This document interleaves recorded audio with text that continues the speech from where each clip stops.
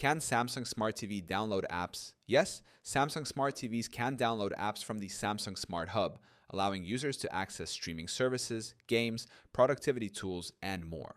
Most Samsung Smart TVs run on Tizen OS, which supports a variety of apps available through the Samsung App Store. However, app availability may vary depending on the TV model and region. 1. How to download apps on a Samsung Smart TV. Step 1. Press the Home button on the remote and navigate to Apps. Step 2. Open the Samsung Smart Hub and select the search icon. Step 3. Type the name of the app you want to download and select it from the results. Step 4. Click Install, and once downloaded, the app will appear in the Apps section or home screen. 2. Managing and deleting apps.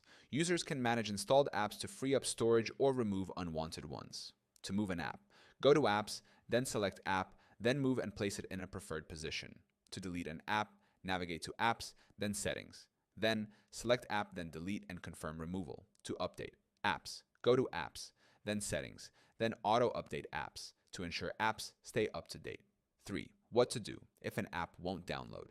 If an app fails to install, try these troubleshooting steps. Check the internet connection by ensuring the TV is connected to Wi-Fi or Ethernet. Restart the TV by unplugging it for 30 seconds and turning it back on. Clear storage space by deleting unused apps. Update the TV software by going to Settings, then Support, then Software. Update, then Update Now.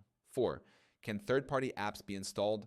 Samsung Smart TVs do not support APK installations like Android devices. However, apps can be accessed through external streaming devices like Roku, Fire Stick, or Chromecast. Screen mirroring from a smartphone or PC. Samsung Smart View app for casting media.